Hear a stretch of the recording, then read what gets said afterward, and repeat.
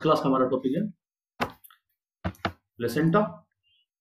Last class में हम लोगों ने फर्टिलाइजेशन पढ़ा। फर्टिलाइजेशन के बाद में हम लोगों ने पढ़ा किस तरीके से जो है जाइगोट डिवाइड होता है, एम्ब्रियो बनाता है, एम्ब्रियो से फीटस किस तरीके से डेवलप होता है। ये चीजें हम लोगों ने लास्ट क्लास में पढ़ी। अब देखो हम पढ़ते हैं प्लेसेंटा, जो कि बहुत इंपॉर्टेंट टॉपिक है आपके।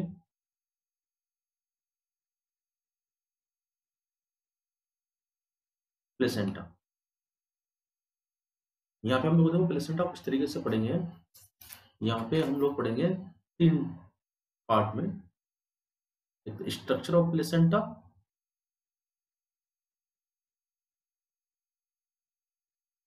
एक फंक्शन ऑफ प्लेसेंटा,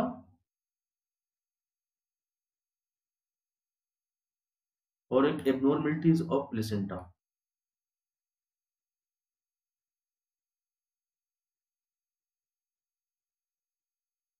सबसे पहले बात करते हैं स्ट्रक्चर की। स्ट्रक्चर ऑफ प्लेसेंटा, देखो मेन जो स्ट्रक्चर की बात करें हम लोग, तो प्लेसेंटा के स्ट्रक्चर में मेन 3 चीजें होती है। प्लेसेंटा के स्ट्रक्चर में मेन 3 चीजें होती है। Human placenta having 3 character. Main 3 character होते हैं इसके अंदर, ध्यान रखेंगे। देखो कौन कौन से 3 नाम याद रखेंगे। एक तो डिस्कोइड, एक हीमोकोरियन। 3 कैरेक्टर होते हैं। कौन कौन से? डिस्कोइड होती है, हीमोकोरियन होती है, और डेसिड्यूएट होती है। डेसिड्यूएट। अब इनका मतलब क्या है? डिस्कोइड का मतलब होता है ये डिस्क लाइक होती है, डिस्क की तरह। जैसे डिस्क आती है ना, इस तरीके के ना, लगाते हैं ना सीडी ड्राइव के अंदर डिस्क। और हीमोकोरियन का मतलब होता है ये जो है, इसका कांटेक्ट किससे होता है? मेटरनल ब्लड से भी ना, directly contact Korean, directly contact with maternal blood. Maternal blood से इसका डायरेक्ट कांटेक्ट होता है, इसलिए इसको क्या बोलते हैं? हीमोकोरियन। डेसिड्यूएट का मतलब होता है ये जो है टेम्परेरी होती है, और डिलीवरी के टाइम पर ये एक्सपेल आउट हो जाती है। डेसिड्यूएट का मतलब है टेम्परेरी, ये टेम्परेरी होती है, अभी बस समझ में, और एक्सपेल आउट हो जाती है, इसलिए इसको क्या कहा गया है? डेसिड्यूएट, है ना। तो 3 कैरेक्टर होते हैं, डिस्कोइड, हीमोकोरियन एंड डेसिड्यूएट। अब बात करते हैं, देखो ये बात ध्यान रखना कि जो प्लेसेंटा होती है वो उसके 2 सरफेस होते हैं प्लेसेंटा के। 2 सरफेस, जैसे कि प्लेसेंटा है मान के चलिए,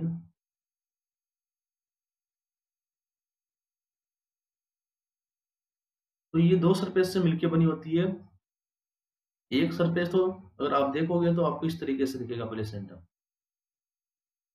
ये इस तरीके से आपको प्लेसेंटा दिखाई देगा।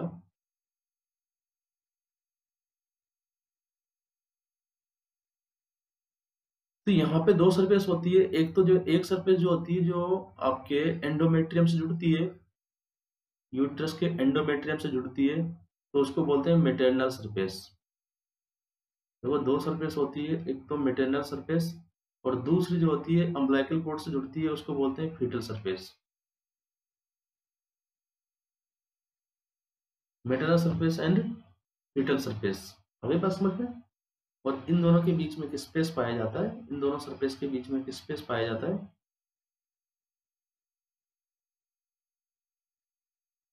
जिसको इंटरविलस स्पेस कहते हैं। अब देखिए एक बात बताएं आपको कि आपकी जो प्लेसेंटा होती है 2 टिश्यू से मिलकर बनी होती है ना। आपकी जो प्लेसेंटा होती है 2 टिश्यू से मिलकर बनी होती है। कुछ टिश्यू तो किसके होते हैं? मदर के होते हैं। कुछ टिश्यू किसके होते हैं? फीटस के होते हैं। तो प्लेसेंटा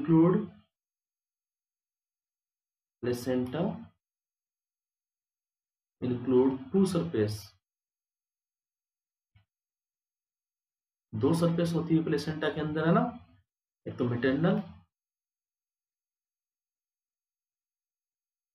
और एक फीटल। दो सरफेस होती है, कुछ पार्ट मैटरनल से बना होता है, कुछ पार्ट फीटल से बना होता है।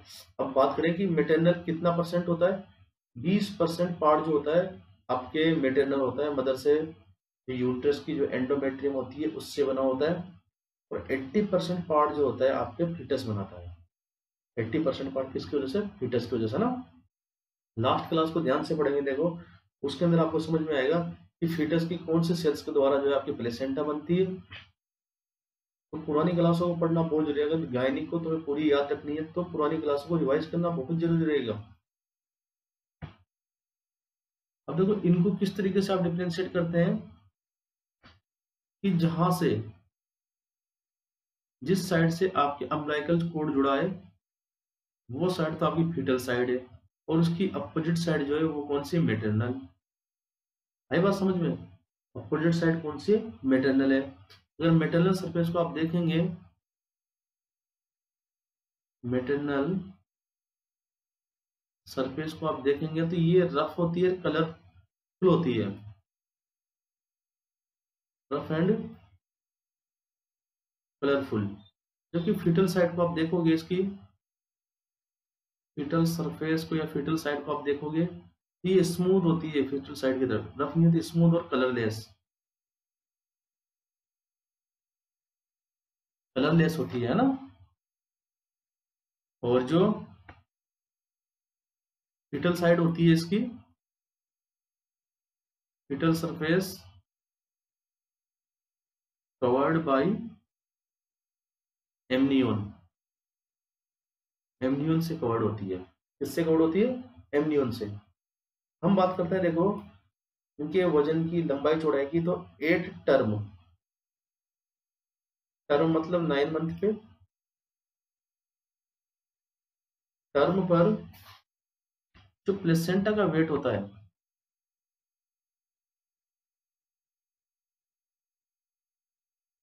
प्लेसेंटा का जो वेट होता है टर्म पर वो 500 ग्राम होता है, 500 ग्राम। और अगर डायमीटर की बात करोगे आप, तो डायमीटर इसका होता है 15 से 20 सेंटीमीटर। क्लियर, 15 से 20 सेंटीमीटर। और अगर लंबाई की और चौड़ाई की बात करते हैं हम लोग, तो बहुत इंपॉर्टेंट बात बताऊंगा देखो,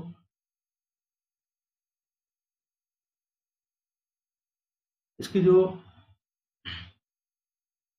चौड़ाई होती है, वाइडनेस, डायमीटर 15 से 20 सेंटीमीटर हो गया, चौड़ाई 3 सेंटीमीटर, और 2.5 से 3 सेंटीमीटर इसकी चौड़ाई होती है ना। अब बात देखोगे, देखो मोटाई की बात कर रहा हूं मैं, चौड़ाई का मतलब इसकी मोटाई, देखो डायमीटर तो ये हो गया, और चौड़ाई का मतलब यहाँ की ये जो दीवार है इसकी मोटाई की बात कर रहा हूँ ना। लिख देता हूँ एक बार पहले। अब क्या होता है देखो, एक बात सुनेंगे मेरी बात को, कि जो प्लेसेंटा होती है वो सेंटर के अंदर थोड़ी मोटी होती है, सेंटर पे, इसके सेंटर में क्या होती है, थोड़ी मोटी होती है। और इसके जो पेरिफेरल रीजन होता है यहाँ पर ये पतली होती है ना। तो लिख लेंगे थिकनेस, थिक इन सेंटर और थिन इन पेरिफेरल। सेंटर का ही ये जो मोटाई मैंने लिखी है 2.5 टू 3 सेंटीमीटर, ये सेंटर में होती है। अगर आप पेरिफेरल की बात करें तो 1 से 1.5 सेंटीमीटर होती है पेरिफेरल में ना। क्लियर। अब होता क्या है देखो, रेशियो की बात करें हम लोग कि लंबाई के मामले में फीटस का और प्लेसेंटा का रेशियो क्या होता है। बहुत बार क्वेश्चन पूछा गया है, फीटो प्लेसेंटल रेशियो क्या होता है, फीटस और प्लेसेंटा का रेशियो। फीटस और प्लेसेंटा का 6:1, 6 सेंटीमीटर का फीटस है तो 1 सेंटीमीटर की क्या होगी, प्लेसेंटा। क्लियर है। लेकिन एक टाइम ऐसा आता है, ध्यान रखेंगे, अराउंड अराउंड 16 वीक, ध्यान रखेंगे ना। तो एक बार पहले फिर बता रहा हूँ, देखो जो प्लेसेंटा होती है वो बीच में से मोटी होती है और साइडों में पतली होती है। अगर फीटस और प्लेसेंटा का रेशियो देखेंगे लंबाई का, तो फीटस 6 सेंटीमीटर का है तो प्लेसेंटा 1 सेंटीमीटर की रहेगी। लेकिन 16 वीक के टाइम पे ध्यान रखें, 16 वीक पर जो फीटस का और प्लेसेंटा का जो रेशियो 1:1 इक्वल हो जाता है ना, दोनों का रेशियो क्या हो जाता है, इक्वल। एक बात बहुत इंपॉर्टेंट बात ये ध्यान रखेंगे कि कभी भी देखो, आप ये मत सोचना, ये बात बहुत इंपॉर्टेंट है, जैसे कि ये यूट्रस है, यूट्रस की दीवार है, यहाँ पर प्लेसेंटा लगी हुई है, ये अम्बिलिकल कोड है और ये बच्चा है। तो आप लोग कभी ये मत बताना, कभी ये मत सोचना कि मदर का खून ही फीटस के अंदर जाता है, नहीं जाता। जो है मदर का खून फीटस में नहीं जाता, फीटस अपना खून खुद बनाता है, ब्लड अपना खुद बनाता है, ध्यान रखना। ये बात लिख लेंगे, the maternal and fetal blood never exchange each other. The maternal and fetal blood never exchange each other, एक दूसरे से कभी एक्सचेंज नहीं होते हैं ब्लड। बीच में एक बैरियर होता है, प्लेसेंटा तक आता जरूर है मदर का ब्लड, लेकिन फीटस में नहीं जाता है। ब्लड से जो भी चीजें लेनी होगी, अच्छी अच्छी ऑक्सीजन हुआ, हार्मोन्स हुए और गैस वगैरह हुई, जो भी लेना होगा फीटस उससे ले लेगा, और जो सॉरी प्लेसेंटा उससे ले लेगा और फीटस को दे देगा। लेकिन आपको ब्लड आरबीसी वगैरह नहीं, ये जो है एक्सचेंज नहीं होता है, फीटस अपना ब्लड खुद बनाता है। और आते दोनों के ब्लड है प्लेसेंटा के अंदर, लेकिन दोनों के बीच में एक बैरियर रहता है जिसको प्लेसेंटल बैरियर कहते हैं। प्लेसेंटल बैरियर कौन बनाता है, सिंसाइडो ट्रोपोप्लास्ट है ना, प्लेसेंटल बैरियर होता है जो कि दोनों के खून को मिक्स होने से रोकता है। आगे पढ़ेंगे इसके बारे में डिटेल से। देखो अगर आप इसके स्ट्रक्चर को देखोगे तो बेसिक चीज आपने पढ़ी, अब स्ट्रक्चर के बारे में थोड़ा सा देख लेते हैं। इसके स्ट्रक्चर को आप देखेंगे तो आपको पता है कि जो प्लेसेंटा होती है, placenta develop by both mother and fetus, mother and fetus, both mother और फीटस दोनों से बनती है। मतलब मदर का कौन सा पार्ट और फीटस का कौन सा पार्ट, ये पूछ सकते हैं। मदर का कौन सा पार्ट जो है प्लेसेंटा को बनाने के लिए रेस्पॉन्सिबल है, और फीटस का कौन सा पार्ट प्लेसेंटा को बनाने के लिए रेस्पॉन्सिबल है। तो मदर से 20% प्लेसेंटा बनती है और फीटस से 80% प्लेसेंटा बनती है। इस 20% में कौन बनाता है, एंडोमेट्रियम। एक बात ध्यान रखेंगे, एक बात ध्यान, कौन बनाता है, एंडोमेट्रियम। और एंडोमेट्रियम में भी कौन सी एंडोमेट्रियम, डेसिडुअस। जो प्रेग्नेंट लेडी है उसके एंडोमेट्रियम को क्या बोलते हैं, डेसिडुआ, है ना। तो एंडोमेट्रियम में कौन सी एंडोमेट्रियम, डेसिडुअस बेसिलिस। 20% पार्ट तो डेसिडुअस बेसिलिस से बना होता है। और फीटल का कौन सा पार्ट जो है आपके प्लेसेंटा बनाने के लिए रेस्पॉन्सिबल होता है, तो आप लिखेंगे द फीटस का कोरियोनिक फंडोसम, कोरियोनिक फंडोसम। क्लियर।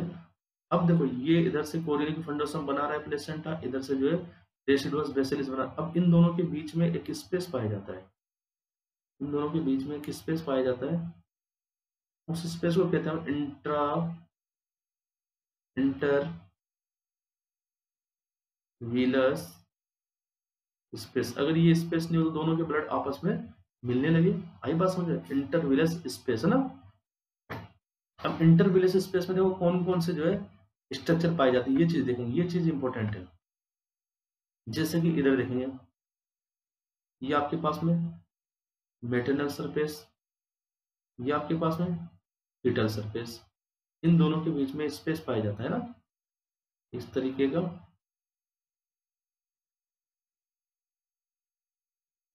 आई बात समझ में। और इस स्पेस को हम बोलते हैं ये जो स्पेस है इसको बोलते हैं इंटरविलस स्पेस। बहुत इंपॉर्टेंट है, अगर ये ना हो तो दोनों के ब्लड आपस में क्या हो जाए, एक्सचेंज हो जाए, जो कि हो नहीं सकता। अब इस इंटरविलस स्पेस में क्या क्या होता है, तो लिखेंगे इंटरविलस स्पेस को आप देखोगे वाइडली करके, तो इंटरविलस space contain following structure.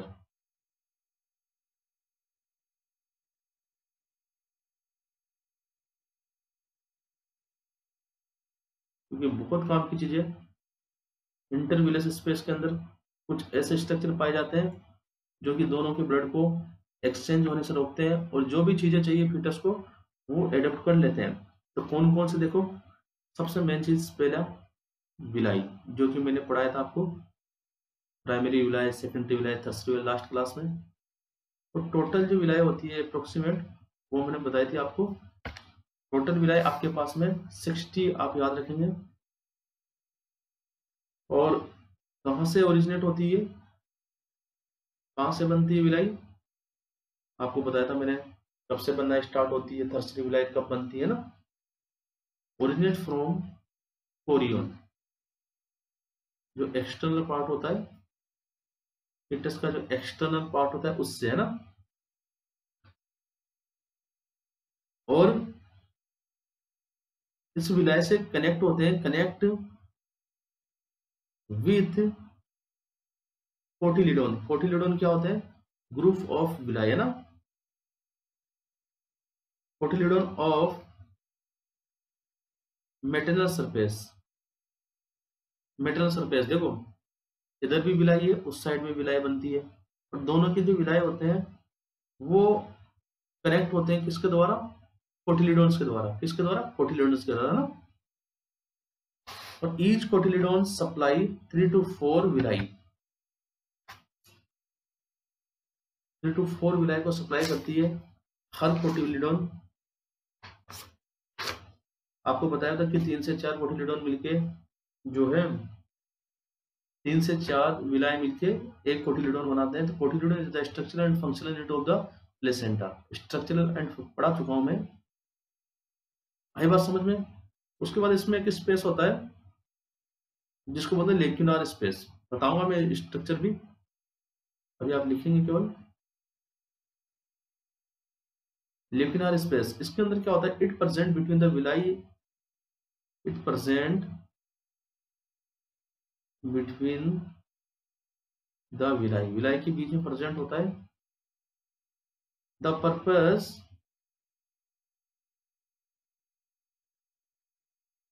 Is store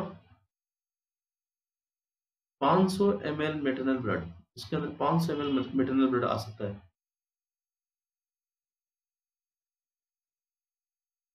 कैसे देखो,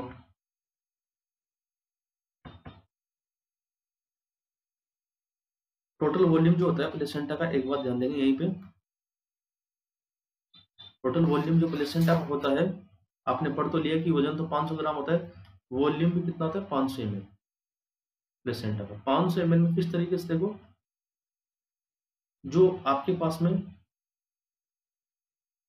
150 ml जो ब्लड होता है वो इंटरवीलस स्पेस में रहता है, और जो 350 ml जो ब्लड होता है वो विलाई के अंदर होता है, विलाई सिस्टम में। है बात समझ में। तो आपके पास ल्यूकेनार स्पेस वो स्पेस है जो कि कहाँ पाया जाता है, विलाई के बीच में पाया जाता है। और इनमें क्या होते हैं, ब्लड्स होते हैं, इसमें सॉरी ब्लड होता है। क्या होता है इनके अंदर, ब्लड स्टोर रहता है। एक बहुत इंपॉर्टेंट बात करेंगे आगे, एक और स्ट्रक्चर इसमें पाया जाता है जिसको बोलते हैं हाफ ब्यूअर सेल्स।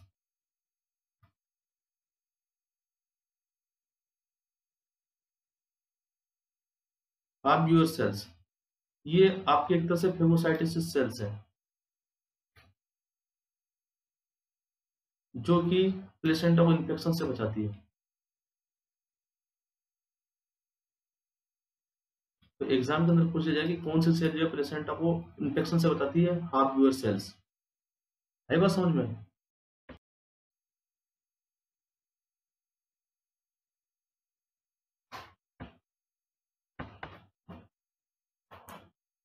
एक होता है आपका नीटा ब्यूच लेयर,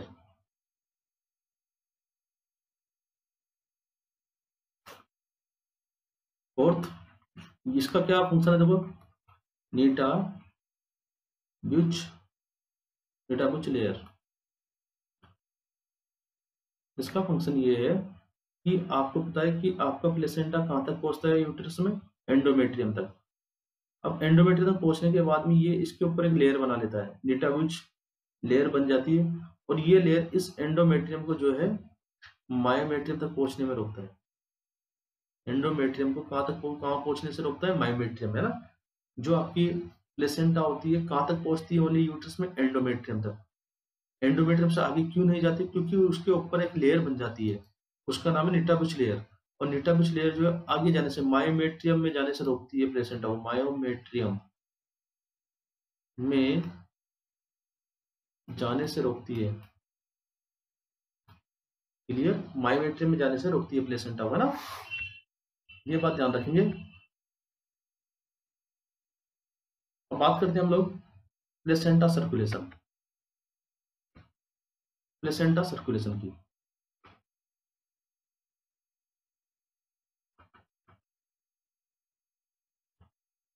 तो आपको इतना पता है कि जो प्लेसेंटा होता है वो दो सरफेस से मिलकर बना होता है, मेटरनल और फीटल सरफेस, है ना।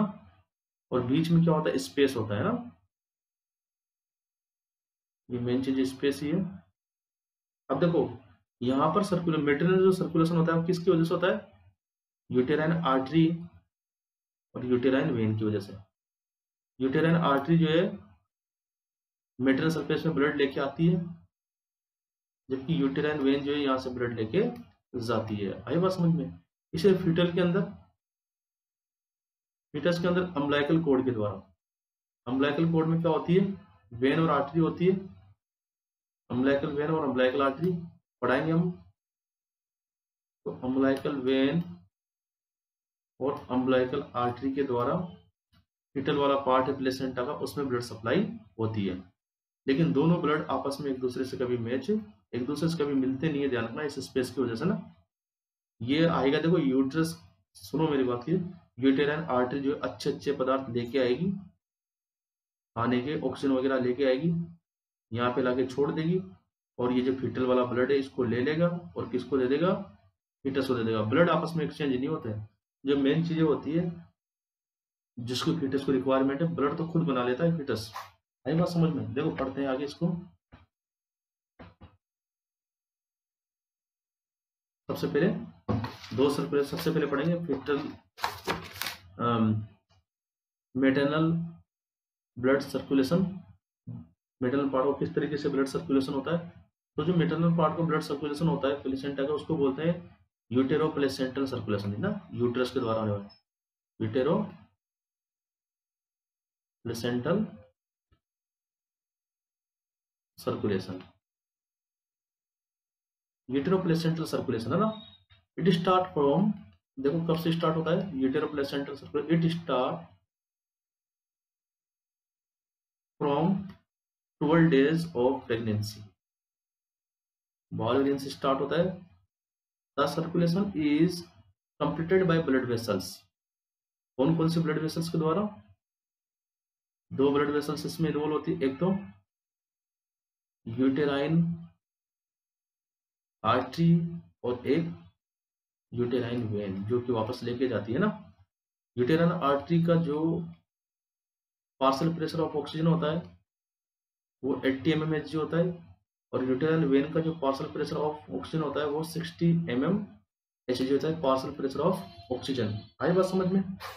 अब जो देखो एक बात ध्यान देंगे कि एवरेज कितना कितना ब्लड जो है यूटेरो प्लेसेंटल सर्कुलेशन से मिलता है। तो 500 ml average blood, 500 ml blood जो यूटेरो प्लेसेंटल सर्कुलेशन से मिलता है, सर्कुलेशन से ना। यूटेराइन आर्टरी जो है, और यूटेराइन आर्टरी सप्लाई करती है 500 ml ब्लड, उसमें से देखो इस 500 ml ब्लड में से अभी तुमने पढ़ा भी था 350 ml ब्लड जो है विलाई में होता है, और 150 ml ब्लड जो है ल्यूकेनार स्पेस में होता है। ल्यूकेनार स्पेस के अंदर होता है ना।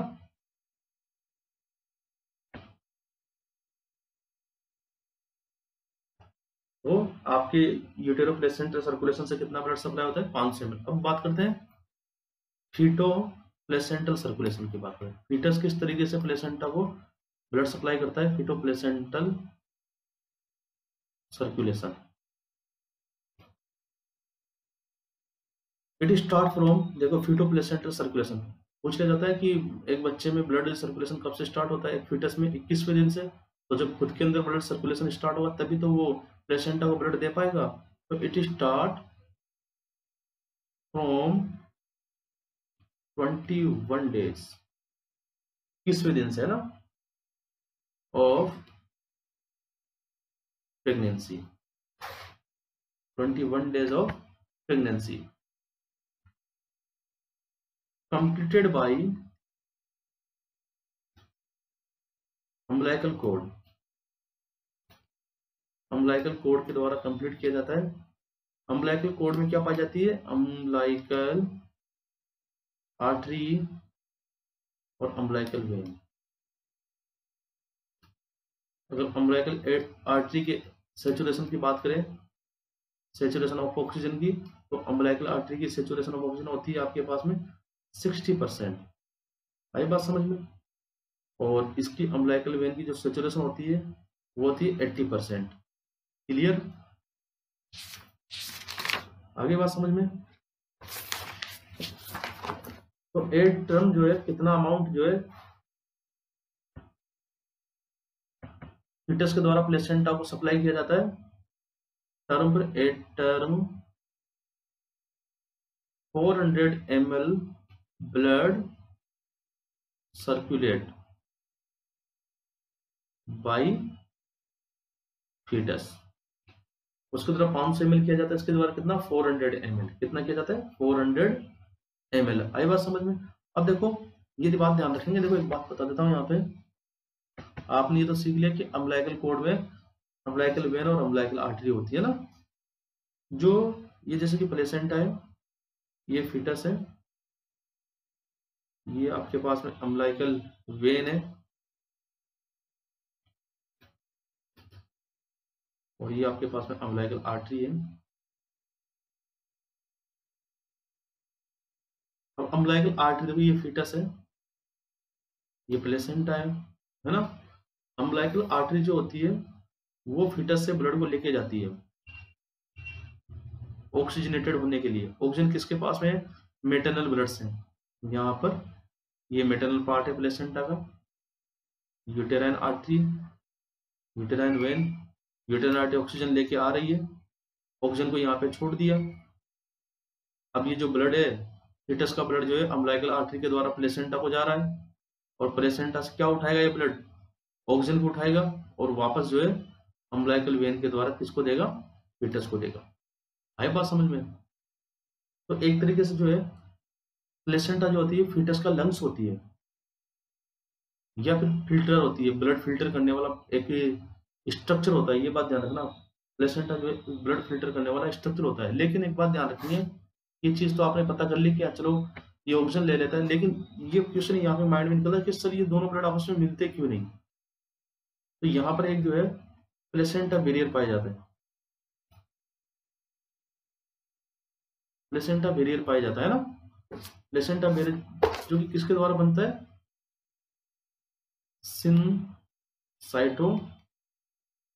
ट्रोपोप्लास्ट की लेयर होती है, वो प्लेसेंटा बैरियर का काम करती है।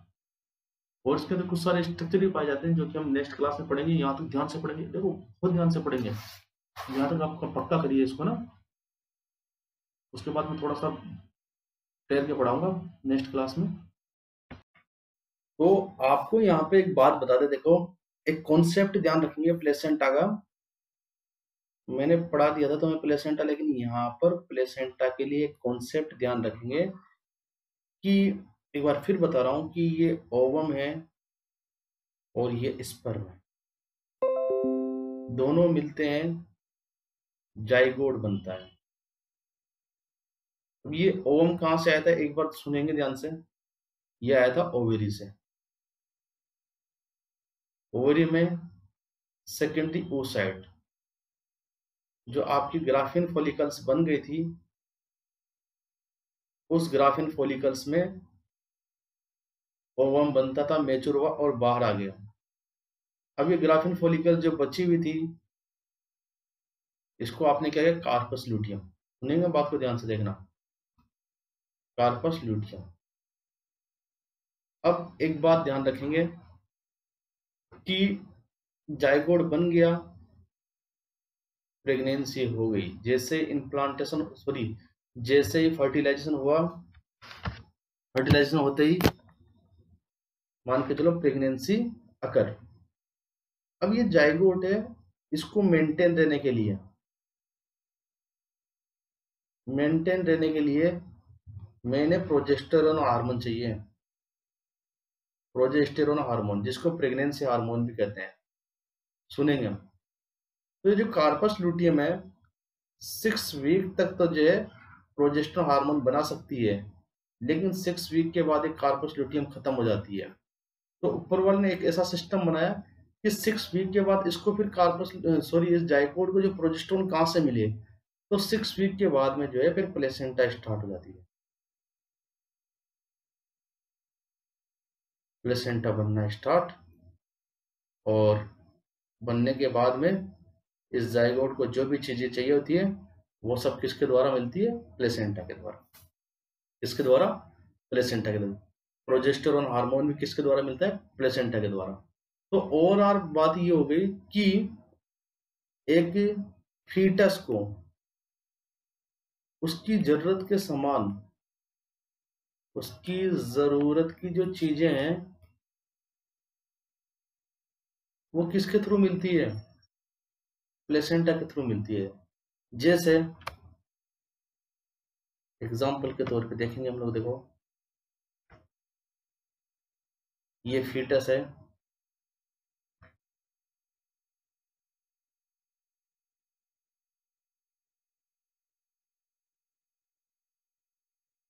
इसको सर्वाइव करने के लिए किस किस की मेन चीज बताओ। मेन तो ऑक्सीजन की जरूरत है, उसके बाद इसको जो है प्रोटीन की जरूरत है, उसके बाद इसको एंटीबॉडी की जरूरत है। आई बात समझ में, इन सब की चीजों की जरूरत है। अब ये खुद तो खाना नहीं खा रहा, खुद तो दूध पी नहीं रहा, तो प्रोटीन वगैरह तो कहाँ से मिलेंगे इसको, इसको इसके लंग्स तो मैच्योर है नहीं, ये एक्सटर्नल एनवायरनमेंट में थोड़ी है जो ऑक्सीजन ले लेगा। तो इन तीनों चीजों के लिए, इन मेन चीजों के लिए, इन तीनों चीजों के लिए ये डिपेंड होता है मदर पे। इस पे डिपेंड होता है, मदर पर डिपेंड होता है।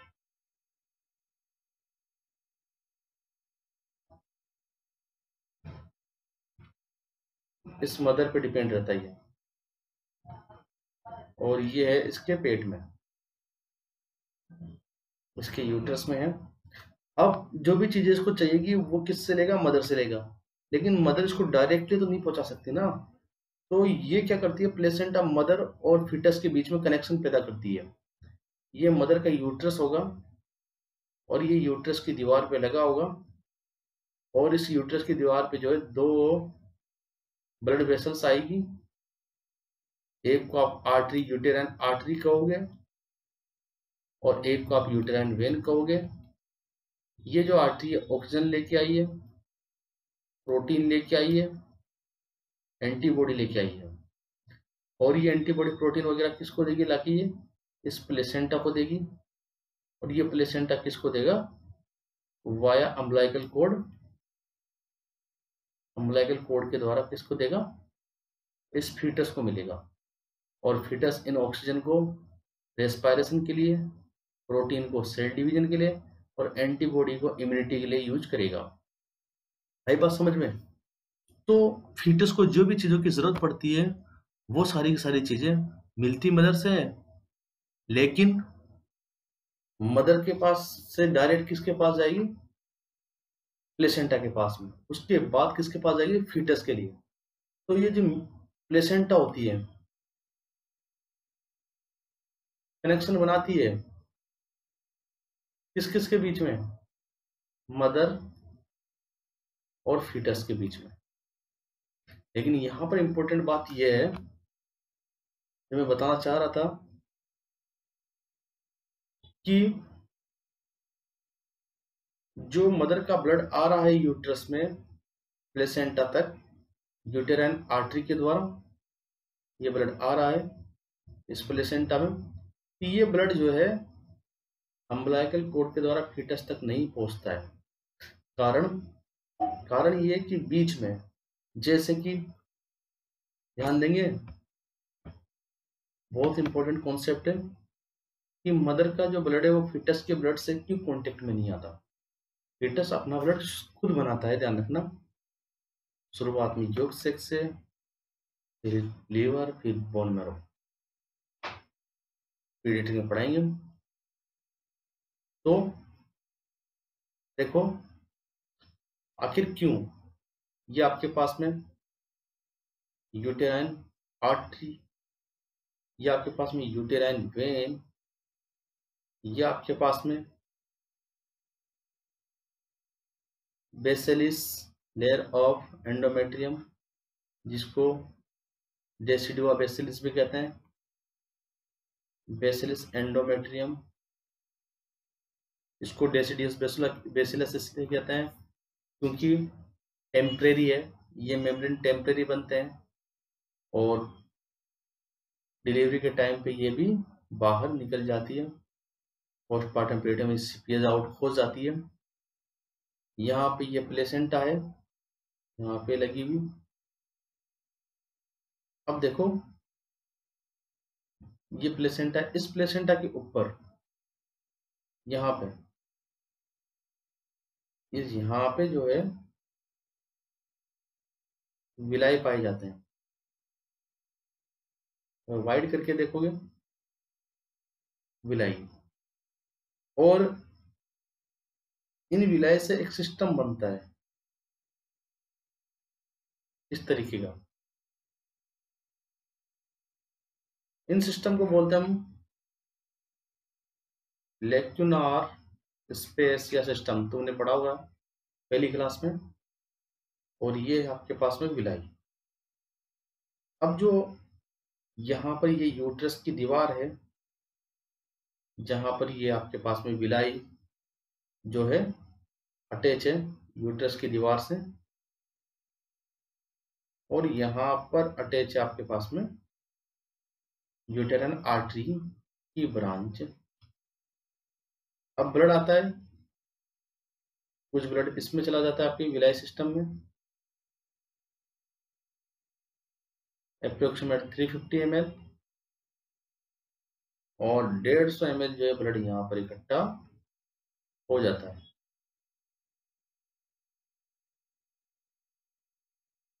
यहाँ पे इकट्ठा हो जाता है, इसको बोलते हैं इंटरविलस स्पेस।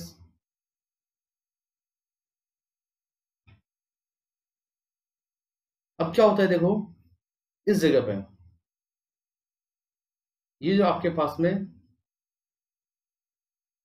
विलाई, ये विलाई खत्म होते हैं लेक्यूनार स्पेस के बाद में यहाँ पर जो है एक बैरियर पाया जाता है, एक स्पेस, यहाँ पे सेल्स पाई जाती है। वो सेल्स क्या होती है, ये यहाँ से ऑक्सीजन वगैरह को लेती है, ब्लड को नहीं लेती। ऑक्सीजन को, प्रोटीन को, और हार्मोन हुए कुछ, और एंटीबॉडी, उन्हीं को लेती है। जो ब्लड सेल्स होती है आरबीसी, डब्ल्यूबीसी, प्लेटलेट्स वगैरह, इस को आर पार नहीं भेद पाती इस लेयर को। तो इस लेयर को बोलते हैं प्लेसेंटा बैरियर। तो हम टॉपिक में पढ़ेंगे देखो आगे कि प्लेसेंटा बैरियर में क्या क्या होते हैं, आखिर आखिर किस तरीके से रोक लेता है। तो आप अगर देखोगे इसको डिटेल से,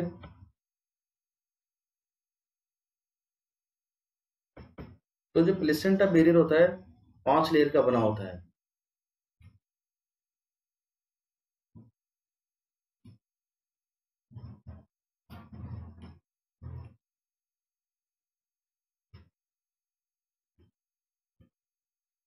5 लेयर का बना होता है। कैसे देखो, 5 कौन कौन सी लेयर है? प्लेसेंटा बैरियर का मतलब वो बैरियर जिससे जो है हर कोई चीज जो है प्लेसेंटा से फीटस तक ना पहुंचे। जिनकी फीटस को जरूरत है वही सबस्टेंस जो है प्लेसेंटा से फीटस को पहुंचे। तो बीच में जो रुकावट है, इन चीजों को सेपरेट करने वाली जो रुकावट है, उसको प्लेसेंटा बैरियर कहते हैं। और ये 5 लेयर से मिलकर बनी होती है। कौन कौन सी 5 लेयर? एक तो आपके पास सिंसियो ट्रोफोब्लास्ट, मेन जो पार्ट बना होता है किसका बना? सिंसियो ट्रोफोब्लास्ट का। और थोड़ा बहुत साइटोट्रोफोब्लास्ट,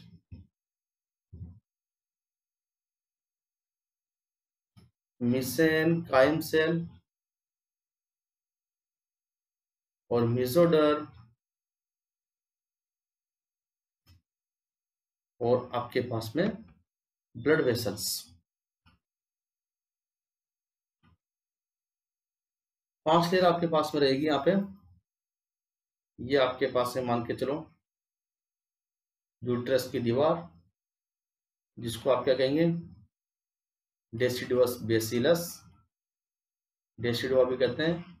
ये एंडोमेट्रियम का पार्ट है। यहाँ पे आपके पास में एंडोमेट्रियम के ऊपर कौन जुड़ रहा है? यूटेराइन आर्टरी, जो कि शुद्ध ब्लड लेके आएगी। अब यहाँ से क्या होता है, तो ये जो यूटेराइन आर्टरी है ब्लड किसको देती है? विलाय सिस्टम को। ये विलाय होती है यहाँ पे। अब विलाय सिस्टम इसको जो है, इस ब्लड को ले लेता है, और इसमें से जो है मेन मेन चीज जो फीटस को चाहिए वो निकाल लेता है। और यहाँ पे जो है 5 लेयर होती है इनको सेपरेट करने के लिए, अलग अलग तरीके से 5 लेयर यहाँ पे होती है। ये 5 लेयर में जो सबसे बाहर वाली है, देखो, सबसे बाहर वाली जो लेयर होती है इसको बोलते हैं सिंसियोट्रोफोब्लास्ट। उसकी सॉरी, और वाला सिंसियोट्रोफोब्लास्ट। उसके बाद वाली है वो है साइटोट्रोफोब्लास्ट। उसके बाद वाली है वो है मेसेनकाइम। उसके बाद वाली है मेसोडर्म। और उसके बाद जो है ब्लड वेसल्स पाई जाती है। ब्लड वेसल्स जिसके अंदर क्या आती है? अम्बिलिकल आर्टरी, अम्बिलिकल वेन, है ना, यहाँ के कनेक्ट होती है। तो इन सबको देखो, कोई भी चीज यहाँ पर जो है डब्ल्यूबीसी यहाँ तक तो आती है, डब्ल्यूबीसी, आरबीसी, प्लेटेड। लेकिन इन फिल्टर्स की वजह से 5 जगहों को पार करना उसके लिए क्या होता है? मुश्किल होता है। इसलिए गैस हुई, प्रोटीन हुआ, एंटीबॉडी हुई, ये सारी चीजें जो है ट्रांसफर हो जाती है। आपने एक चीज सुनी होगी कि बहुत सारे ड्रग्स जो है प्लस प्रेगनेंसी के अंदर जो है कॉन्ट्राइंडिकेटेड होती है। कारण, इसलिए कारण ये है कि वो इस प्लेसेंटल बैरियर को पार कर जाती है। और प्लेसेंटल बैरियर को पार कर देंगे तो क्या आ जाएगी? अम्बिलिकल वेन और अम्बिलिकल आर्टरी आ जाएगी।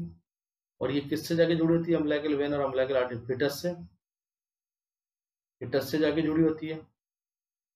और ये जो ड्रग्स वगैरह है जो कि आपके प्रेगनेंसी में कॉन्ट्राइंडिकेटेड होती है, अगर इनको ले लिया तो वो क्या करेगी? आपके प्लेसेंटल बैरियर को क्या कर देगी? पार कर जाएगी। और पार करके कहाँ पहुंच जाएगी? फीटस तक पहुंच जाएगी। और फीटस को क्या कर देगी? वो टॉक्सिसिटी कर देगी फीटस की। तो बहुत सारी जो है ड्रग्स जो है प्रेगनेंसी में कॉन्ट्राइंडिकेटेड इसलिए होती है क्योंकि वो क्या कर जाती है? प्लेसेंटल बैरियर को पार कर जाती है। प्लेसेंटा के बैरियर को वही चीजें पार करनी चाहिए जो कि एक फीटस की रिक्वायरमेंट है। नॉर्मली वही चीजें जो है ट्रांसफर होती है जिसकी फीटस को रिक्वायरमेंट होती है, वही चीजें ट्रांसफर होती है। इसीलिए प्लेसेंटा को चैनल भी कहा गया मदर और फीटस के बीच में। आई बात समझ में? तो बहुत इंपॉर्टेंट चीज है। देखो, तो ये प्लेसेंटल बैरियर था, इस तरीके से जो है अपने जो मेटरनल का ब्लड होता है उसको किस तरीके से जो है फिल्टर साफ करके आगे फीटस तक पहुंचाता है। अब बहुत इंपॉर्टेंट पार्ट पे चलते हैं हम लोग, जो आज का हमारा टॉपिक है वो है फंक्शन ऑफ प्लेसेंटा। अगला टॉपिक है फंक्शन ऑफ प्लेसेंटा। प्लेसेंटा की बात चल रही है। फंक्शन ऑफ प्लेसेंटा, देखो, मेन चीज, मेन गैस जो है गैस एक्सचेंज न्यूट्रिशन और वेस्ट को बाहर निकालना। ये 3 मेन काम है। बात करते हैं हम लोग तीनों मेन काम के बारे में कि it indicate function of various system compound bye placenta include respiratory, digestive, circulatory and excretory. तो ये आपके पास में 4 तरीके के ऑर्गन की तरह काम करता है फीटस के लिए। सबसे मेन रेस्पिरेटरी की तरह, क्योंकि रेस्पिरेटरी हमारे तो लंग कर देते हैं गैस का एक्सचेंज, लेकिन फीटस में गैस का एक्सचेंज किसके द्वारा होता है? प्लेसेंटा के द्वारा। इसलिए प्लेसेंटा का रेस्पिरेटरी सिस्टम भी कहते हैं, सॉरी, फीटस का रेस्पिरेटरी सिस्टम भी कहते हैं प्लेसेंटा को। डाइजेस्टिव सिस्टम, डाइजेस्टिव सिस्टम का मतलब ये है कि बहुत सारी प्रोटीन्स वगैरह, बहुत सारे कार्बोहाइड्रेट्स, प्रोटीन्स, जिन भी चीज़ों की जरूरत है वो बड़ा आदमी को किसके थ्रू लेगा? डाइजेस्टिव सिस्टम के थ्रू। लेकिन यहाँ पर जो है प्लेसेंटा जो है मदर से खींच के किसको दे देगी? फीटस को दे देगी। तीसरा जो है आपके पास तीसरा सिस्टम किसकी तरह काम करती है? एक्सक्रीटरी सिस्टम की तरह। एक्सक्रीटरी का मतलब जैसे किडनी की तरह, जैसे आपके जीआईटी सिस्टम का लास्ट पार्ट रेक्टम और कोलन की तरह। तो एक्सक्रीटरी, जो भी एक्सक्रीटिव मटेरियल्स होता है फीटस का, वो किसके थ्रू बाहर निकलता है? वो आपके प्लेसेंटा के थ्रू बाहर जाता है ना। और जो अगला है सर्कुलेटरी, ये तो सबसे ज्यादा कॉमन है। सर्कुलेटरी का मतलब कि जिसके देखो मेटरनल ब्लड भी कहाँ पे आएगा? प्लेसेंटा में। फीटल ब्लड भी कहाँ पे आएगा? प्लेसेंटा में। आई बस दोनों ब्लड कहाँ आएंगे? प्लेसेंटा के अंदर आएंगे। दोनों ब्लड कहाँ आते हैं? प्लेसेंटा में आते हैं। और प्लेसेंटा की वजह से देखो ये आपस में सर्कुलेट करते रहते हैं। प्लेसेंटा ब्लड को अपनी तरफ बुलाती है, फीटस के ब्लड को, उसको ऑक्सीजन देती है, प्रोटीन देती है, उसको एंटीबॉडी देती है और वापस पहुंचा देती है कि जा तेरा काम हो गया, फीटस में जा वापस, है ना। और वहां से देखो मेटरनल ब्लड से लेती है, प्रोटीन लेती है, कार्बोहाइड्रेट लेती है, एंटीबॉडी लेती है। आई बात समझ में? एंटीबॉडी के साथ साथ में ऑक्सीजन लेती है मेन चीज, और ले लो आके उसको वापस कहती है ब्लड को कि तो अब वापस यूटेराइन वेन में चले जा। बीच में क्या है? बैरियर है ना। ब्लड इसमें इसलिए नहीं मिलते हैं ना, नहीं मिलते ब्लड वेसल्स। जो ब्लड सेल्स होती है वो प्लेसेंटल बैरियर को पार नहीं कर सकती, इसलिए जो ब्लड जो है एक दूसरे का टच नहीं होता है। फीटस अपना ब्लड स्वयं बनाता है, खुद बनाता है। नेक्स्ट बात करते हैं, देखो इन सबको डिटेल से पढ़ते हैं फंक्शन को। और सबसे पहले गैस की, उसके बाद ग्लूकोज की, उसके बाद इलेक्ट्रोलाइट्स की, है ना। तो the material are exchange by scientific principle, है ना।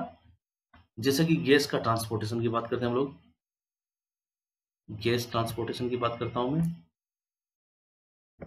तो फंक्शन के अंदर पहला बता रहे थे हम लोग, ध्यान से समझेंगे। सबसे पहला फंक्शन है आपके प्लेसेंटा का गैस एक्सचेंज या फिर रेस्पिरेटरी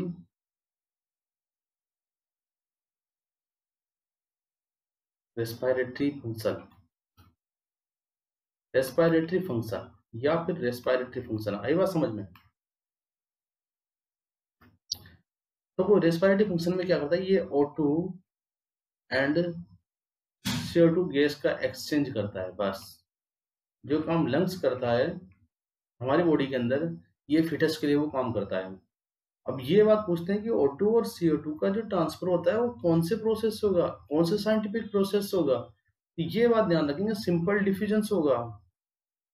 सिंपल डिफ्यूजन के द्वारा, सिंपल डिफ्यूजन, हाई कंसंट्रेशन से लो कंसंट्रेशन की तरफ, गैसें हाई कंसंट्रेशन से लो कंसंट्रेशन की तरफ गमन करती है। ये सिंपल डिफ्यूजन का नियम। अब न्यूट्रिशनल फंक्शन दूसरा, पहला तो हो गया आपके पास। दूसरा फंक्शन जो प्लेसेंटा का है वो है nutritional function. Nutritional function, nutrients की बात करें तो जो मेन न्यूट्रिशन है हमारा वो क्या है? ग्लूकोज। अब जो ग्लूकोज है वो ट्रांसफर होता है मदर से फीटस को, किसके द्वारा, लेकिन कौन सी प्रोसेस के द्वारा, transfer from mother to fetus. लेकिन ग्लूकोज जो है कौन सी प्रोसेस के द्वारा ट्रांसफर होता है, जिस तरह गैस जो है सिंपल डिफ्यूजन के द्वारा ट्रांसफर हुई, तो आपका ग्लूकोज होता है फैसिलिटेटेड डिफ्यूजन। फैसिलिटेटेड एग्जाम में पूछ सकते हैं, फैसिलिटेटेड डिफ्यूजन के द्वारा ग्लूकोज जो है मैटरनल ब्लड से फीटस के ब्लड तक पहुंचता है। तो बात करें देखो ग्लूकोज के बाद अमाइनो एसिड का, जिसके बाद में प्रोटीन है ना, प्रोटीन भी जरूरी है, सेल डिवीजन के लिए प्रोटीन तो जरूरी है।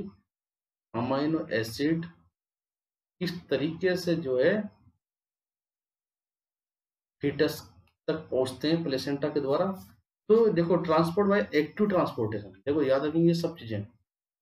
एमिनो एसिड जो है किससे ट्रांसपोर्ट है, एक्टिव ट्रांसपोर्टेशन, जिसके अंदर एनर्जी की जरूरत पड़ती है। Transport by active transformation, active transformation मतलब ऐसा ट्रांसफॉर्मेशन जिसमें किसकी जरूरत पड़ती हो, एनर्जी की। आई बात समझ में, उसको बोलते हैं एक्टिव ट्रांसपोर्टेशन, है ना। एक्सक्रीटरी की बात करें, एक्सक्रीटरी फंक्शन की,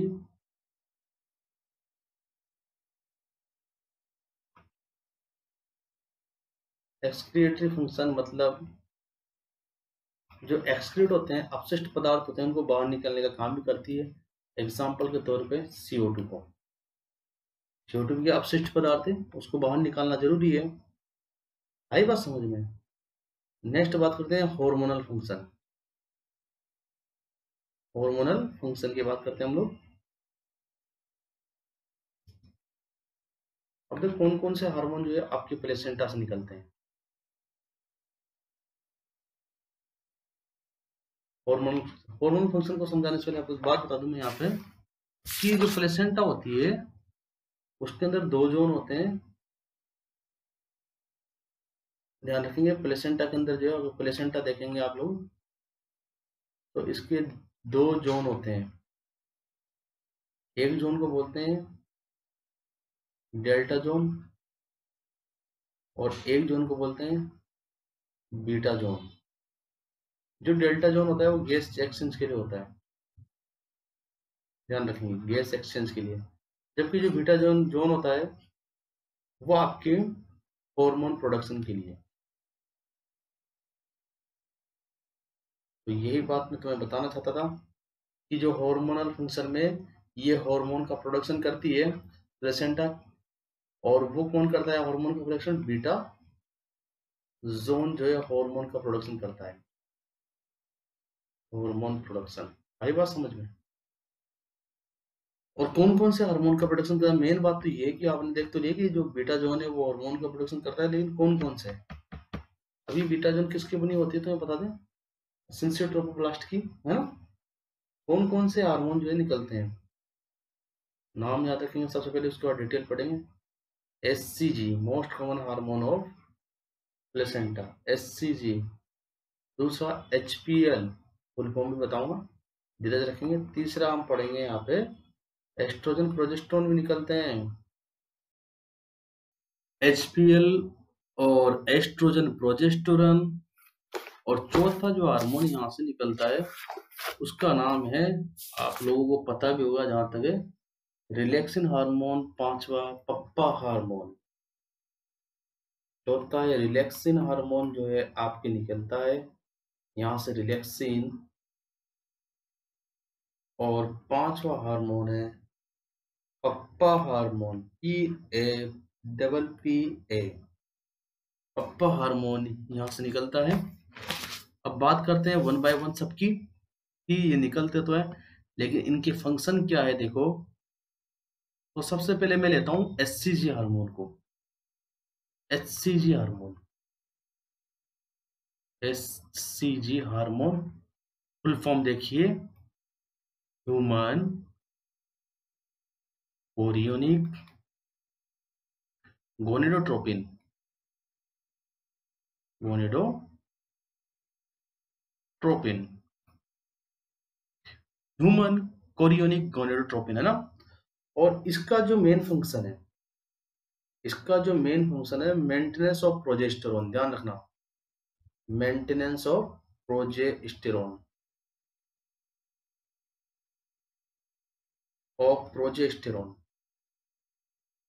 ये प्रोजेस्टेरोन को मेंटेन रखता है, पहली चीज तो। दूसरा, मेंटेनेंस ऑफ कार्पस ल्यूटियम, जब तक कि प्लेसेंटा बनकर तैयार नहीं हो जाती तब तक ये आपके जो है मेंटेन करता है एससीजी हार्मोन, किसको, कार्पस ल्यूटियम को।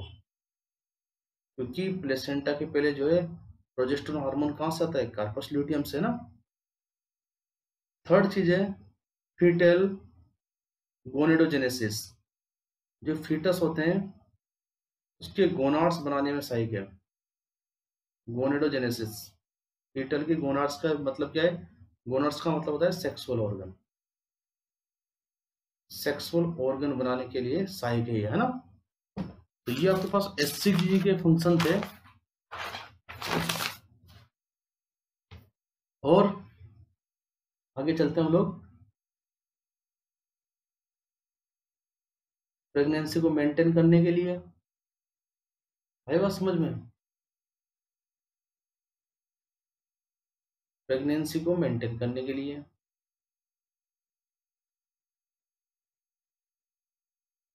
प्रेगनेंसी मेंटेन कैसे, ये एक तरह इम्यूनो सप्रेसिव हार्मोन है। इम्यूनो सप्रेसिव का मतलब जो टिश्यू आपके बने हैं एम्ब्रियो के, वो नए टिश्यू है, चाहे तो मदर की बॉडी उसको नकार सकती है, आई बात समझ में, और उनको जो है मना कर सकती है मेरे टिश्यू नहीं है, और अपने इम्यून सिस्टम के द्वारा उन नए टिश्यू को खत्म कर सकती है। आई बात समझ में। देखो किस तरीके से जो है एससीजी प्रेगनेंसी को मेंटेन करता है, ये पॉइंट बहुत इंपॉर्टेंट है। कैसे इंपॉर्टेंट है, पहली बात तो ये है कि देखो जैसे फर्टिलाइजेशन होता है, जाइगोट बनता है, तो नई सेल बन रही है, नई चीजें बन रही है, और जिनका जो है फीटल के ब्लड से कोई रिलेशन नहीं है, वो खुद का ब्लड खुद बना रही है। तो चाहे तो मदर की जो बॉडी है उन टिश्यूओं को, जो नए टिश्यू बने, जाइगोट बनाए, एम्ब्रियो बनाए, फीटस बनाए, उनको नकार सकती है, उनको रिजेक्ट कर सकती है। और अगर मदर ने रिजेक्ट कर दिया, मदर के टिश्यू ने रिजेक्ट कर दिया, तो इम्प्लांटेशन कहाँ पे होगा, फीटस का, क्योंकि इम्प्लांट तो जो है मेटरनल बॉडी पे ही करना है, मेटरनल यूट्रस पे ही करना है। तो अगर मदर ने रिजेक्ट कर दिया जाइगोट के टिश्यू को, फीटस के टिश्यू को, एम्ब्रियो के टिश्यू को, तो मदर की जो इम्यून सिस्टम है वो जाइगोट के टिश्यू, फीटस के टिश्यू या एम्ब्रियो के टिश्यू को खत्म कर सकता है। तो उस कंडीशन में जो है एक हमारे पास में हथियार है कि जो फीटस है उसका जो प्लेसेंटा है वो एक इम्यूनो सप्रेसिव एजेंट निकालता है, जिसका नाम है एचसीजी, जिसका नाम क्या है, एचसीजी। और इस एचसीजी की वजह से जो मदर की इम्यूनिटी है वो इस पे काम नहीं करती है, जिसकी वजह से जो है एम्ब्रियो और फीटस और जो बनते हैं, एम्ब्रियो बनता है पहले जाइगोट, फिर एम्ब्रियो, फिर फीटस, उनके टिश्यू को जो है रिजेक्शन नहीं होता। इसलिए एक तरह से इम्यूनो सप्रेसिव की तरह भी काम करता है। क्लियर है माइंड के अंदर, ये बात करते हैं देखो इसकी।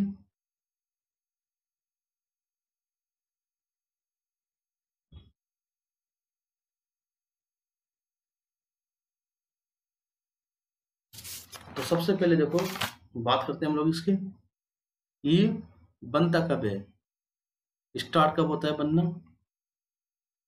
स्टार्ट होता है बनना 7th डे से।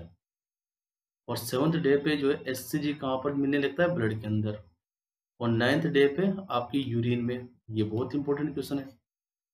वो जो प्रेग्रा न्यूज वाली स्ट्रिप आती है जिसके अंदर आप यूरिन को डालते हो, तो यूरिन के अंदर वो क्या चेक करता है, वो एससीजी हार्मोन को चेक करता है यूरिन के अंदर, ध्यान रखना। ऐसे तो ये जो प्रेग्रा न्यूज वाली जो आप टेस्ट कर रहे हो, ये कब करना चाहिए, 90 दिन पे। कब, 90 दिन पे करना चाहिए। कौन से 90 दिन से, ओवुलेशन के 9वां दिन गिनना चाहिए, ओवुलेशन के 9वां दिन। ओवुलेशन मान के चलो 15 तारीख को आए तो उसके 9वां दिन, तो 15 के 9वां दिन ये आपके पास में 24 तारीख को आपको चेक करना है। आई बात समझ में? तो 9th डेज ऑफ प्रेगनेंसी में चेक किया जाता है यूरिन से। ये आया हुआ क्वेश्चन है। यूरिन में आप कब डिटेक्ट करोगे? यूरिन में एससीजी कब डिटेक्ट होता है? 90 दिन। ब्लड में एससीजी कब डिटेक्ट होता है? 7 दिन, 7th डेज, है ना। नेक्स्ट बात करते हैं हम लोग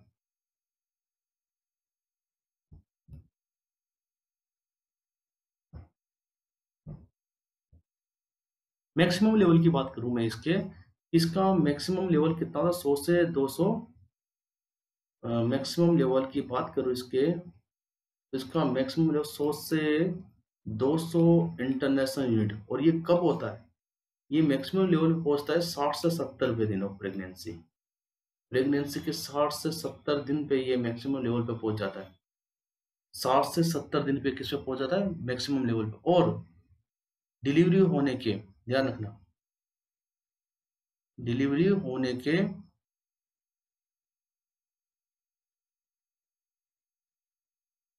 टाइम पे, या फिर कैसे कह सकते हैं हम लोग, after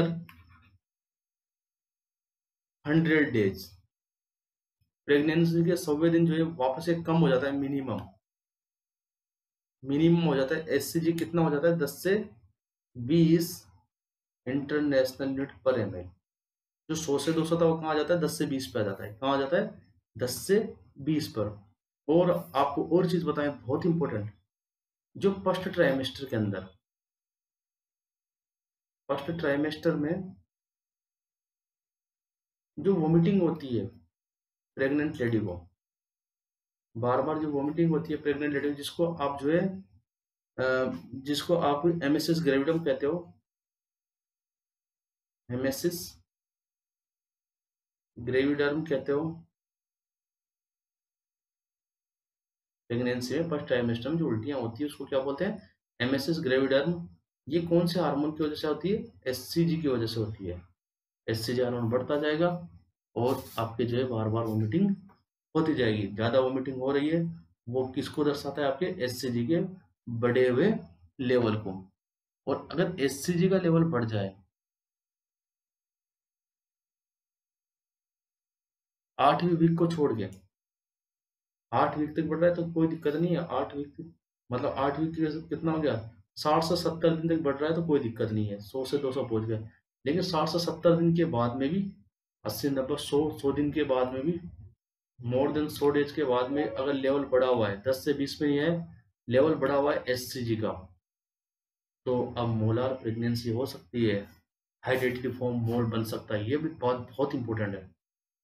molar pregnancy, molar pregnancy का मतलब है कि जो फीटस बना था वो उसमें क्या बन जाएंगे? मोल बन जाएंगे, गोला गोला बन जाएंगे। इसको अलग से हम पढ़ेंगे अभी सही इस टॉपिक को। मोलार प्रेगनेंसी का मेन कारण क्या है? एससीजी हार्मोन का बढ़ जाना। बहुत इंपॉर्टेंट क्वेश्चन है, बहुत बार एग्जाम में पूछा गया है कि मोलार प्रेगनेंसी का मेन एससीजी हार्मोन का बढ़ जाना। मोलार प्रेगनेंसी का दूसरा नाम क्या है? हाइडेटी फॉर्म मोल बन जाता है। हाइडेटी फॉर्म मोल, हाइडेटी फॉर्म मोल भी कहते हैं इसको ना, हाइडेटी फॉर्म मोल, है ना, या जीटीएन भी कहते हैं। जीटीएन पढ़ेंगे आप लोग, इसके बारे में ध्यान देना। जीटीएन, जीटीएन की फुल फॉर्म याद कर लेना, gestation trophoblastic neoplasm, gestation trophoblastic neoplasm. Neoplasm किसे कहते हैं? नई ग्रोथ को ना, गेस्टेशन ट्रोफोब्लास्टिक नियोप्लाज्म। ये जो है एससीजी के लेवल के बढ़ जाने की वजह से होती है, गेस्टेशन ट्रोफोब्लास्ट नियोप्लाज्म। क्लियर? और बात करें हम लोग, देखो इसको, disappear from urine 2 days after delivery. ध्यान रखना, यूरिन से कब डिसएपियर होता है? डिसएपियर, अगर आपको कि यूरिन से बिल्कुल खत्म हो जाए, disappear after 2 days of delivery, delivery के 2 दिन के बाद ये आपके यूरिन से, इससे फिर आफ्टर 2 days ऑफ डिलीवरी, 2 दिन के बाद ये आपकी यूरिन से डिसअपियर हो जाएगा। अब जो है यूरिन के अंदर ये नहीं दिखाई देगा। और फिर कहें कि ब्लड में कब डिसअपियर होगा, पूछ ले कि जो एचसीजी हार्मोन है प्रेगनेंसी की या डिलीवरी के कितने दिन के बाद जो है ब्लड से जो है डिसअपियर होता है। तो disappear from blood, important point, disappear from blood, blood से कब डिसअपियर होता है, disappear from blood 2 week after delivery, 2 week after delivery, delivery के 2 वीक के बाद में जो है ये ब्लड से डिसअपियर होता है। ब्लड टेस्ट करोगे तो 2 हफ्ते तक उसमें एससीजी दिखाई देगा, 2 हफ्ते के बाद उसमें एससीजी नहीं दिखाई देगा। आई बात समझ में।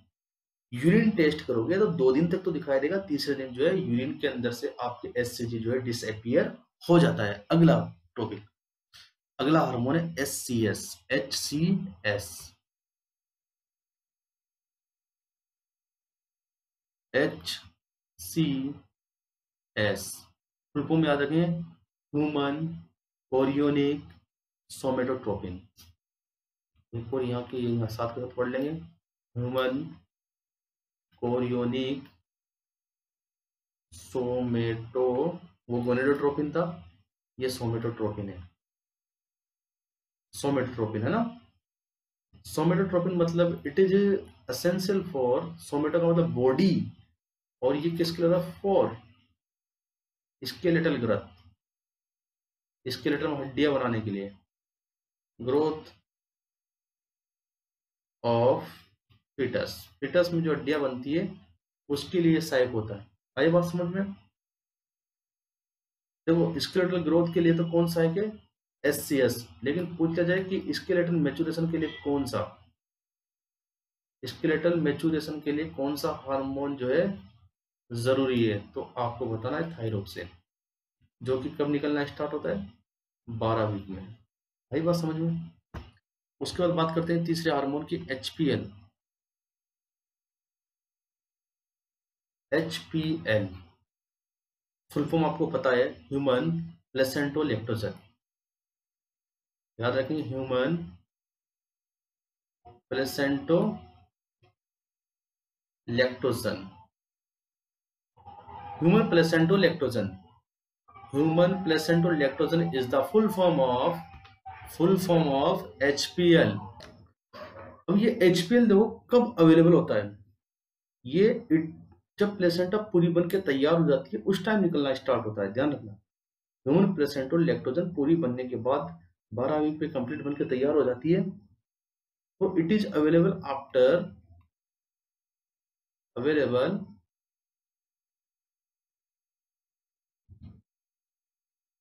After 12 week of gestation,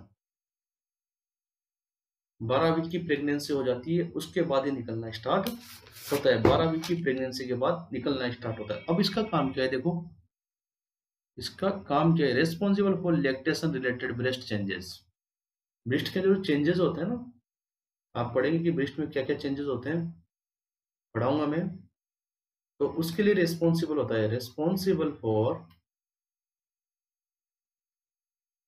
lactation related breast changes, lactation related breast changes. और एक और ध्यान रखेंगे, it is also responsible for proteolysis and lipolysis activity, जो बेबी होता है उसके अंदर प्रोटियोलाइसिस और लाइपोलाइसिस एक्टिविटी भी करता ही है ना, ध्यान रखेंगे इस बात को भी। तो एक बार फिर देखेंगे, HPL hormone, human placental lactogen, और ये देखो कब निकलता है? 12 वीक ऑफ गेस्टेशन, 12 वीक की प्रेगनेंसी पे।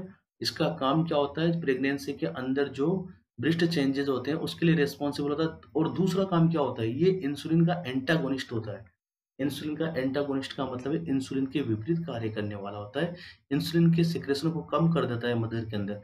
और क्यों कम कर देता है, ये है मेन क्वेश्चन।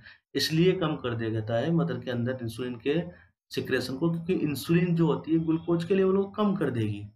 और अगर ग्लूकोज के लेवल को कम कर देगी इंसुलिन, तो फीटस को क्या मिलेगा? तो फीटस को प्रॉपर इंसुलिन मिले, इस वजह से जो है फीटस को प्रॉपर इंसुलिन मिले, इस वजह से मदर के अंदर, सॉरी दोबारा आप सुनेंगे, फीटस को प्रॉपर ग्लूकोज मिले, इस वजह से मदर में इंसुलिन को कम कर दिया जाता है। और मदर के अंदर इंसुलिन कम हो जाएगी तो ग्लूकोज का लेवल बढ़ जाएगा, और ग्लूकोज का लेवल बढ़ जाएगा तो प्रॉपर अमाउंट में ग्लूकोज जो है फीटस को भी मिल जाएगा। आई बात समझ में? ऊपर वाले ने देखो कितना शानदार सिस्टम बनाया है। सोच रहे हो बात को कि उसने क्या किया? इंसुलिन के लेवल को कम कर दिया।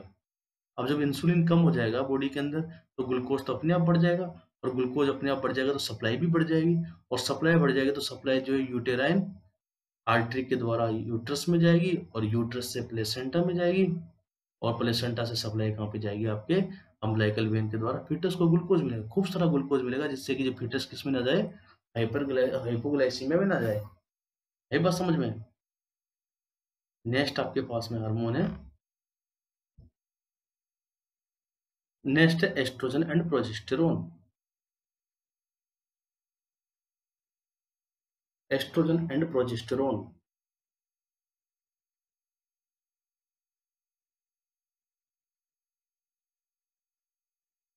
And progesterone. अब देखेंगे, देखो ये दोनों क्या करते हैं। देखो इसका एक काम तो जो है एंडोमेट्रियम पे है। एंडोमेट्रियम पे क्या काम करते हैं? तैयार करते हैं एंडोमेट्रियम को इम्प्लांटेशन के लिए ना, prepare endometrium, endometrium for implantation, पहला काम ये। दूसरा, फीटल डेवलपमेंट में बहुत बड़ा रोल है, फीटल डेवलपमेंट में इनका। अगर ये ना हो तो फीटल का विकास ही ना हो। ये दोनों क्या करते हैं? हाइपरट्रोफी और हाइपरप्लेसिया। हाइपरट्रोफी और हाइपरप्लेसिया का मतलब, हाइपरट्रोफी का मतलब सेल का आकार बढ़ाना, और हाइपरप्लेसिया का मतलब सेल की संख्या में वृद्धि करना। Increase in the number of cells is known as hyperplasia, increase in the size of cells is known as hypertrophy. आई बात समझ में? एक और बात ध्यान रखिए, बहुत इंपॉर्टेंट बात, वेरी वेरी इंपॉर्टेंट। ये जो होता है ये आपकी यूटेराइन कॉन्ट्रैक्शन को सप्रेस करता है, जिससे कि एबॉर्शन नहीं होता है। कौन ये? कौन? Progesterone. Progesterone decrease uterine contraction, uterine contraction को क्या करता है? सप्रेस करता है। यूटेराइन कॉन्ट्रैक्शन सप्रेस, जिसकी वजह से यूटेराइन कॉन्ट्रैक्शन अगर कम रहेगा तो एबॉर्शन के चांसेस भी क्या होंगे? कम। एबॉर्शन के चांसेस क्या होंगे? चांसेस कम होंगे। तो ये एस्ट्रोजन प्रोजेस्टेरोन है ना, प्रेगनेंसी हार्मोन कहते हैं। बार बार बोल रहा हूँ, बार बार। ये प्रेगनेंसी हार्मोन किसे कहते हैं? प्रोजेस्टेरोन नॉन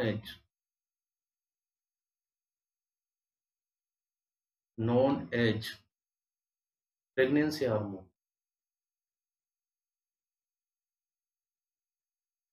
बहुत बड़ा रोल है इसका प्रेगनेंसी में ना। तो इसका जो मिनिमम लेवल बना रहना चाहिए। अगर एस्ट्रोजन के लेवल की बात करेंगे आप, तो एस्ट्रोजन का जो मिनिमम लेवल है वो कितना रहता है? 0.05 नैनोग्राम। और जबकि प्रोजेस्टेरोन का जो मिनिमम लेवल है, एक रेंज की बात करूं मैं, तो 25 नैनोग्राम तो बना रहना चाहिए। 25 नैनोग्राम से कम हो गया तो एबॉर्शन होने के चांसेस। और लेवल की बात करें तो 25 से 100 नैनोग्राम। आगे बात समझ में? तो ये आपके पास है प्लेसेंटा से निकलने वाला अगला हार्मोन था प्रोजेस्टेरोन एस्ट्रोजन। अगला हार्मोन की बात करते हैं हम लोग, रिलैक्सिन। रिलैक्सिन हार्मोन, ये भी बहुत इंपॉर्टेंट है, ध्यान रखना। ये जो है लेबर के टाइम पे निकलता है, और जैसे जैसे फीटस की जो है आकार बड़ा होता है, ये निकलता जाता है। तो इसका काम है रिलैक्सेशन, जैसा कि नाम से सो है, रिलैक्स करेगा। लेकिन करेगा किसको? मेन दिक्कत ये है ना, रिलैक्स तो करेगा, करेगा किसको? ये रिलैक्स करेगा आपके पास में, देखो ये आपकी pelvis, you know very well this is your pelvis, this is your good pelvis, या फिर एक प्रेग्नेंट लेडी की जो है पेल्विस है, ये ध्यान रखेंगे। यहाँ पे जो होता है प्यूबिस सिम्पाइसिस जॉइंट, और ये प्यूबिस सिम्पाइसिस जॉइंट के अंदर जो है मूवमेंट पाया जाता है जिसको बोलते हैं ग्लिडिंग मूवमेंट। ये भी याद रखें, ग्लिडिंग मूवमेंट होता है इसके अंदर। कौन से टाइप का मूवमेंट? ग्लिडिंग मूवमेंट होता है। आई बात समझ में? आपको जॉइंट पर तब बताओ। तो ग्लिडिंग मूवमेंट होता है, और जो रिलैक्सेशन हार्मोन होता है यहीं पे काम करता है, इस जॉइंट पे। रिलैक्सेशन हार्मोन जो होता है इसी जॉइंट पे काम करता है। जॉइंट का क्या नाम है? प्यूबिस सिम्पाइसिस। प्यूबिस सिम्पाइसिस जॉइंट पे काम करता है, और इस प्यूबिस सिम्पाइसिस जॉइंट को क्या करता है? रिलैक्स करवाता है, ढीला करवा देता है, जिससे कि जो फीटस प्रॉपर जो है इसके अंदर आ सके, या प्रेगनेंसी आसानी से हो सके, और डिलीवरी भी आसानी से हो सके। क्लियर? आगे चलते हैं हम लोग। देखो, पप्पा हार्मोन कौन सा है? PAPPA hormone, P A double P A, PAPPA hormone. देखो पप्पा हार्मोन की फुल फॉर्म सबसे पहले, pregnancy associated, pregnancy associated plasma protein B, sorry plasma protein A, sorry plasma protein A, PAPPA hormone, pregnancy associated plasma protein A. आई बस में। अब इसका काम क्या है? देखो, pregnancy associated plasma protein A, this hormone act as HCG and progesterone की तरह काम करता है। यहाँ पे आपको इसकी फुल फॉर्म याद रखनी है बस ना। और क्या काम करता है आप देखो। अब एंटीबॉडी ट्रांसफॉर्मेशन, अगला जो फंक्शन है इसका वो है हार्मोन के बाद में एंटीबॉडी ट्रांसफॉर्मेशन। एंटीबॉडी ट्रांसफॉर्मेशन के अंदर कौन सी एंटीबॉडी है जो कि मदर से फिटस को जाती है? बहुत इंपॉर्टेंट है, आईजीजी। पेरिनेटल ट्रांसफॉर्मेशन हो जाता है इसका, पेरिनेटल ट्रांसफॉर्मेशन हो जाता है।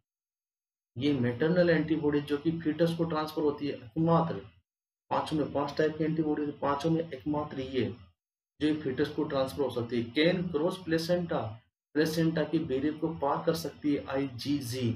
बच्चा पैदा होगा तो अपनी मदर की आईजीजी लेके पैदा होगा, जिससे कि जो आईजीजी उसको मिली है गिफ्ट के अंदर, जो उसको इन्नेट इम्यूनिटी मिली है गिफ्ट के अंदर, जो आपको मिली है ना, इन्नेट नहीं, एक्वायर्ड इम्यूनिटी दूसरे से ली गई ना, एक्वायर्ड में आएगा, ध्यान रखना। जो एक्वायर्ड इम्यूनिटी मिली है उसको जन्मजात, वो उसको 6 महीने तक प्रोटेक्शन देगी, 6 महीने तक प्रोटेक्शन प्रोवाइड करती है, जो आईजीजी जो है मदर से फिटस को जो आती है। और किसके द्वारा आती है? प्लेसेंटा के द्वारा। प्लेसेंटा से केवल एक ही, बार बार कह रहा हूँ, प्लेसेंटा से केवल एक ही जो है इम्यूनोग्लोबिन या एंटीबॉडी पार कर सकती है, वो है आईजीजी। बहुत बार क्वेश्चन आया है एग्जाम के अंदर, बहुत बार। आई बात समझ में? बहुत बार क्वेश्चन आया। अब देखो नेक्स्ट एक और देखो, नेक्स्ट बैरियर। देखो बैरियर भी बहुत इंपॉर्टेंट है। बैरियर की तरह भी काम करती है। अगर बैरियर ना होगा तो जो है बहुत सारे बैक्टीरिया जो है इसको पार कर जाएंगे, प्लेसेंटा। अगर नहीं होगी तो बहुत सारे बैक्टीरिया डायरेक्टली कहाँ पहुंच जाएंगे? फीटस को पहुंच जाएंगे। तो वो उनके बीच में बैरियर का काम कर लेते हैं ना। जैसे कि बहुत बार जो है सिफिलिस वगैरह, ट्रेपनोमा पैलिडम वगैरह जो है बच्चों को ट्रांसफर हो जाते हैं, हाई अमाउंट होने पर जो है वो पार कर जाते हैं प्लेसेंटा को, तो बच्चा जो पैदा होता है वो डिफॉर्मिटी के साथ में पैदा होता है। आई बात समझ में? अब नेक्स्ट इंपॉर्टेंट टॉपिक, नेक्स्ट हमारे पास में अगला इंपॉर्टेंट टॉपिक है, वो है प्लेसेंटल एबनॉर्मेलिटी।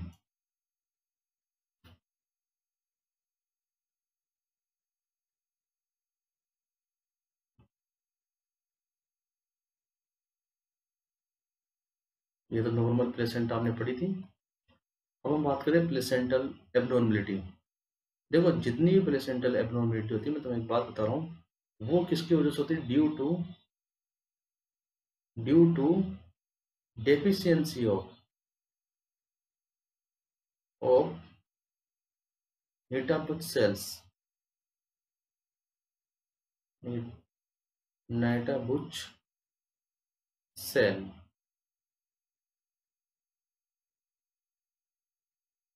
ये मेटाबॉलिक सेल्स क्या करती है? जब, बताया था मैंने लास्ट क्लास में भी, जब प्लेसेंटा यूट्रस पे इम्प्लांट होता है तो ये किसको कवर करता है? ओनली एंडोमेट्रियम को। और ये निटाबुल सेल्स जो होती है लास्ट के अंदर, जो क्या करती है, इस प्लेसेंटा को एंडोमेट्रियम के आगे जाने से रोकती है। आगे का मतलब मायोमेट्रियम में जाने से रोकती है, मायोमेट्रियम पे इम्प्लांट होने से रोकती है। अगर इनकी कमी आ जाए तो बहुत सारे जो है प्लेसेंटल एबनॉर्मलिटीज हो सकती है, जिनमें सबसे पहले हम बात करेंगे प्लेसेंटा एसर्टा, प्लेसेंटा इंसर्टा, प्लेसेंटा प्रीसेटा। तो सबसे पहले प्लेसेंटा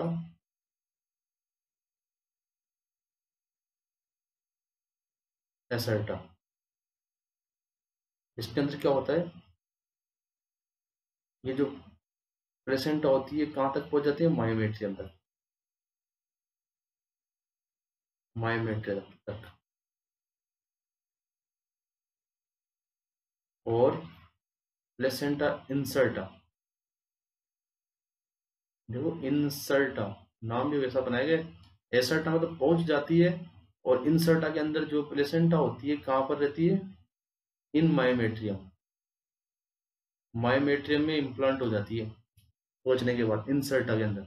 अगर अंदर इम्प्लांट हो गया तो क्या वर्ड करेंगे? इंसर्टा हो गया। प्लेसेंटा इंसर्टा एब्नॉर्मलिटी है, होना कहाँ तक होना चाहिए था? एंडोमेट्रियम तक होना चाहिए था। कहाँ तक पहुंच गई? मायोमेट्रियम तक पहुंच गई।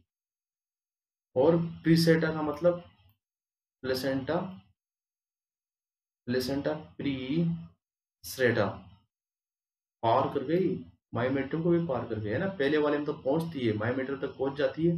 दूसरे वाले के अंदर मायोमेट्रियम इम्प्लांट हो जाता है, तीसरे वाले में तो मायोमेट्रियम को भी पार कर जाती है, वो पार कर जाती है। आई बात समझ में? ओके। प्लेसेंटा सक्सेंट टूरियाटा,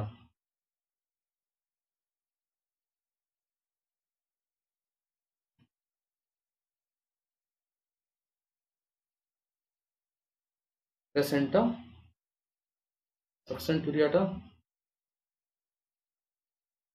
तो इसमें क्या होता है देखो,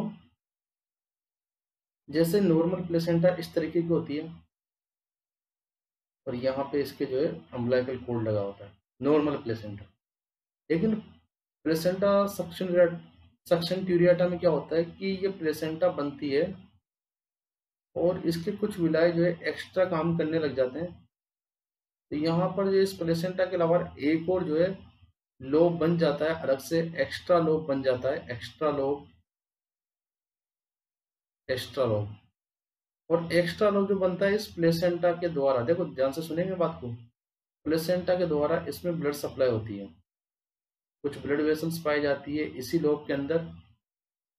तो जब ये लोब अगर मान के चलो इस प्लेसेंटा से जुड़ा हुआ है ब्लड वेसल्स के द्वारा, तो इसको बोलते हैं प्लेसेंटा सक्सेंट ट्यूरियाटा, प्लेसेंटा सक्सेंट ट्यूरियाटा ना। और अगर मान के चलो ये लोब इस प्लेसेंटा से अलग है, बिल्कुल सेपरेट लोब बना हुआ है, अलग लोब बना हुआ है, जिनका बीच के अंदर ब्लड वेसल्स के द्वारा कोई कनेक्शन नहीं है, तो इस कंडीशन को बोलते हैं प्लेसेंटा स्पूरा, स्पूरा। ये दो चीजें देखो, सक्शन ट्यूरियाटा प्लेसेंटा और प्लेसेंटा स्पूरा। प्लेसेंटा सक्शन ट्यूरियाटा के अंदर बनता तो है, एक्स्ट्रा लोब बनता तो है, लेकिन वो जो है कनेक्टेड होता है प्लेसेंटा से बाय द ब्लड वेसल्स। जबकि प्लेसेंटा स्पूरा के अंदर एक्स्ट्रा लोब बनेगा, लेकिन वो जो है प्लेसेंटा के साथ में जुड़ा हुआ नहीं होता है ब्लड वेसल्स के द्वारा, वो अलग सेपरेट रहता है। तो इन कंडीशन को बोलते हैं, एक को प्लेसेंटा सक्सेंटुरियटा और एक को बोलते हैं प्लेसेंटा स्पुरा। बात करते हैं नेक्स्ट सर्कमविलेट प्लेसेंटा की। सर्कमविलेट